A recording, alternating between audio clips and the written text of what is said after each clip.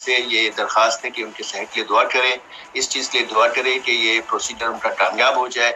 उसके बाद जो है ऑब्वियसली उनका जो क्रॉनिक कंडीशंस हैं, जैसे कि मैंने बताया कि किडनी की। बिस्मिल्लाहिर्रहमानिर्रहीम। नाज़रीन मोहतरम, आपका मेज़बान अहमद नसीर एक मरतबा से फिर आपकी खिदमत में हाजिर है।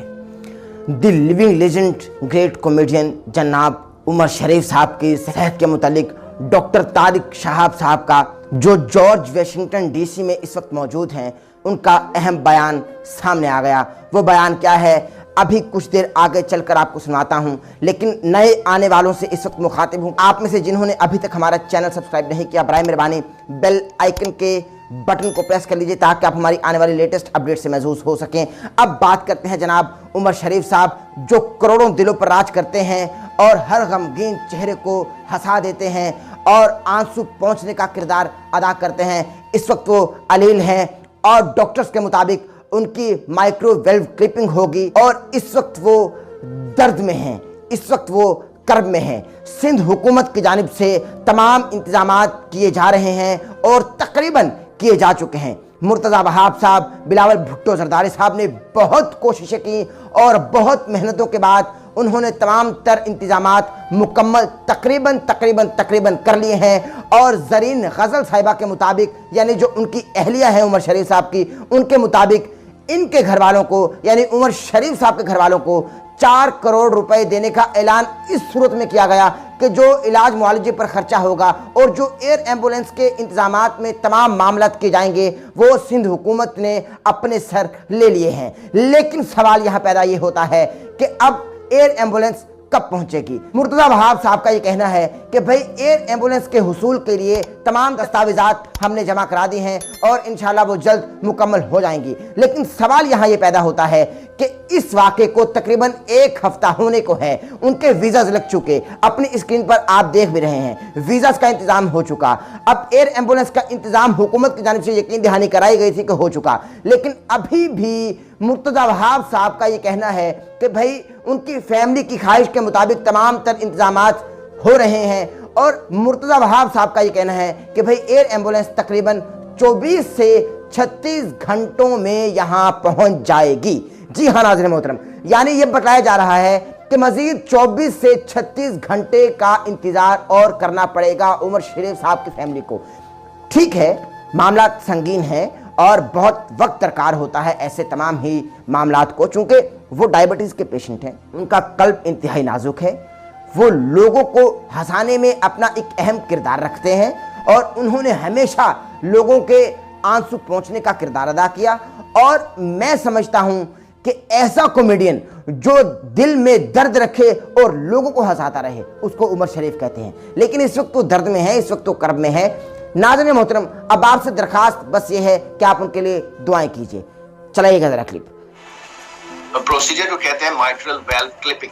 जैसे कि मैं आपको बता रहा था कि वो ओपन हार्ट सर्जरी नहीं है, वो अंदर से जाके वेल्व को, दोनों वेल्व जो लूज हो गया उनको साथ क्लिप कर देना है।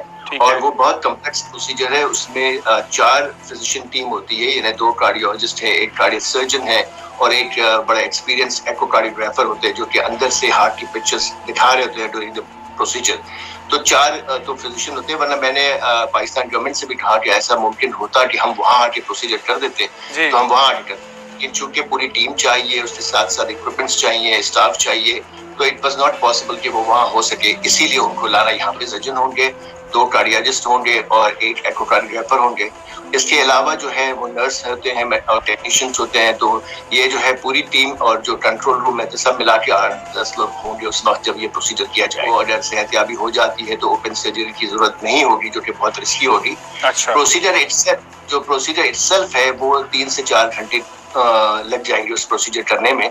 उसके बाद 1-2 दिन की इनकी इमीडिएट रिकवरी होगी, लेकिन चूंकि इनकी किडनी भी कमजोर है और इनको डायबिटीज भी है तो इनको कुछ अरसा लगेगा फुल रिकवरी में। और अभी मेरे ख्याल में काफी दिनों से ये चल फिर रहे नहीं है, तो इनको रिहैबिलिटेशन के लिए फिजिकल थेरेपी, ऑक्यूपेशनल थेरेपी ये सारी करवानी होगी यहाँ पे, तो उसमें कुछ और टाइम लगा। आपसे और पूरी कौम से ये दरखास्त है कि उनके सेहत के लिए दुआ करें, इस चीज के लिए दुआ करें कि ये प्रोसीजर उनका कामयाब हो जाए। उसके बाद जो है ऑब्वियसली उनका जो क्रॉनिक कंडीशंस हैं, जैसे कि मैंने बताया कि किडनी की कमजोरी है, ये डायबिटीज है, उसको कंट्रोल करना है, तो फिर he would become much more functional और वो जो चाहे कर सकते हैं।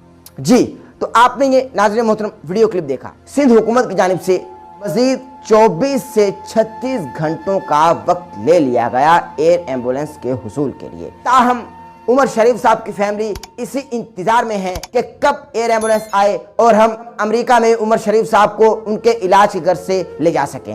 आपको आगाह करता चलूं कि उमर शरीफ साहब के हमरा उनकी अहलिया जरीन गजल साहिबा और उनके साहिबजादे जवाद उमर भी शामिल सफ़र होंगे। लेकिन ये सफ़र कब होगा, क्योंकि उमर शरीफ साहब इस वक्त दर्द में हैं। मैं तमाम ही देखने वालों, सुनने वालों और तमाम ही सिंध हुकूमत से इस वक्त अपील कर रहा हूँ कि बराए मेहरबानी हम उमर शरीफ साहब को हरगिज हरगिज हरगिज खोना नहीं चाहते। अल्लाह तबारक व तआला अपने महबूब के सदके उनको सेहते कामिला अता फरमाए और उनको हयाती खिज़र अता फरमाए। उनकी उम्र में जनाबे उमर फारूक के सदके रज़ियल्लाहु तआला अन्हु, हज़रत मोहम्मद सल्लल्लाहु अलैहि वसल्लम के तमाम असहाब के सदके अल्लाह तबारक व तआला उनकी उम्र में बरकत अता फरमाए। हम उनको खोने के किसी भी सूरत में मुतहम्मिल नहीं। बराए मेहरबानी जल्द अज जल्द एयर एम्बुलेंस का इंतजाम करके उनको इलाज की गर्ज से अमेरिका फिलफोर भेजा जाए। आज का पैगाम, आज की वीडियो आपको पसंद आई तो हमारे चैनल को सब्सक्राइब कर लीजिए, बेल आइकन के बटन को प्रेस करना ना भूलिएगा ताकि आप हमारी आने वाली लेटेस्ट अपडेट से महसूस हो सकें। अपना और अपने प्यारों का बहुत सारा ख्याल रखिएगा। अल्लाह ने के बाद।